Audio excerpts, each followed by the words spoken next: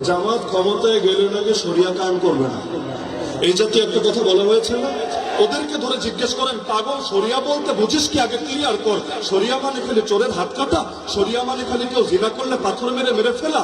এর বাইরে শরিয়ার কোনো শিক্ষা নাই। আর আল্লাহ যেটা বলেছেন সেটাই তো শরিয়া, নবী যেটা শিখিয়েছেন সেটাই তো শরিয়া। জামাত কি বলছে? ক্ষমতায় গেলে ইনসাফ কায়েম করব।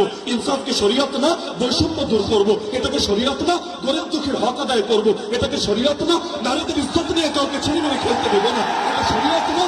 আরে তোমরা শরিয়াত বলতে বোঝাও কি? শরিয়াত বলতে বোঝাও কি? এমনকি তারা যে প্রলোভন দিচ্ছে ক্ষমতায় গেলে তারা শরিয়াত কায়েম করে উল্টিয়ে ফেলবে, এটা কোন শরিয়াত? গতকালও তো আমি দেখেছি, আমি নিজ কানে ভিডিও, সরাসরি তো ছিলাম না, এই মাঠের কথা বলছি। এই মাঠে আমার নাম ধরে নিকৃষ্ট ভাষায় গালিগালাজ করা হয়েছে নাকি হয় নাই? আমাকে আজকে এখানে আসতে দিবে না এরকম ঘোষণা অথর্ব দিয়েছে নাকি দেয় নাই? এই গিবত করো তোমাদের শরিয়া, গালিগালাজ করো তোমাদের শরিয়া, হুমকি ধমকি দেওয়া তোমাদের শরিয়া, গুন্ডামি রাস্তারি করো তোমাদের শরিয়া। বেটা ফাজিল ভোটে টাকা দাও না। যতদিন একসাথে থাকো তখন কোনো দোষ নজরে পড়ে না, যখন আলাদা হও তখন ফতোয়া দিতে দ্বিধা করো না। মনে রাখবেন, আমরা ফতোয়াকে বিশ্বাস করি, কিন্তু ফতোয়া দিয়ে কেউ যদি ইসলামের জাগরণ, বাংলাদেশ পন্থীদের জাগরণ রুখে দিতে চায়, আমরা তাদেরকে সুযোগ কিছুতে দেব না।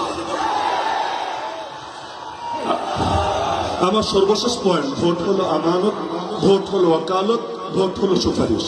সুতরাং ভোট দেওয়ার আগে আল্লাহর ওয়াস্তে প্রত্যেকে নিজের বিবেকের কাছে দায়বদ্ধ থেকে ভোট দিবেন ইনশাআল্লাহ। নাকি 500 টাকা আর 1000 টাকা পকেটে আসলেই ভোট সেদিকে দেওয়া শুরু করে দিবেন?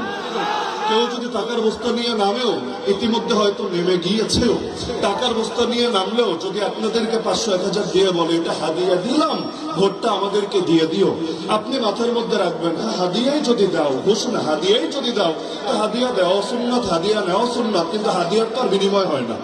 তোমাদেরকে একটা থ্যাংক ইউ দিয়ে দিলাম, যা ভাগো, কিন্তু আমরা ভোট আজাদ ভাই ছাড়া অন্য করে দিব না ইনশাআল্লাহ। এখানে যারা আছেন সবাই কোরআনের পাখি। শহীদ আল্লামা দেলোয়ার হোসেন সাইদি রহমতুল্লাহকে ভালোবাসেন নাকি বাসেন না? আজকে আমি জনসমুদ্রকে বলতে চাই, যারা আল্লামা সাইদিকে ভালোবাসেন আগামী 12 তারিখ দাঁড়িপাল্লায় ভোট দিবেন। যারা আগামীর প্রধানমন্ত্রী ডক্টর শফিকুর রহমানকে ভালোবাসেন আগামী 12 তারিখে দাঁড়িপাল্লায় ভোট দিবেন।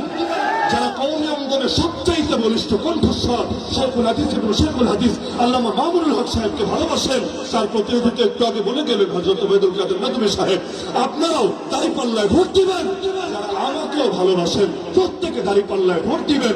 দাঁড়িপাল্লা ইনসাফের প্রতীক, দাঁড়িপাল্লা ন্যায়ের প্রতীক। দাঁড়িপাল্লাকে জয়যুক্ত করলে ইনশাআল্লাহ আগামীর বাংলাদেশ চাঁদাবাজদের হাতে যাবে না, খুনিদের হাতে যাবে না, টেম্পো স্টারদের হাতে যাবে না।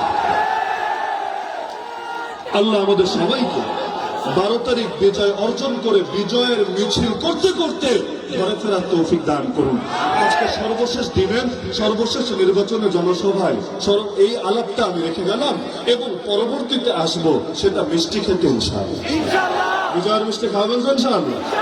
মিষ্টি খাওয়ানোর জন্য যেটা করা লাগে সেটা করে দেখিয়ে দিবেন। আল্লাহ সবাইকে তৌফিক দান করুন। আসসালামু আলাইকুম ওয়া রাহমাতুল্লাহি ওয়া বারাকাতুহু।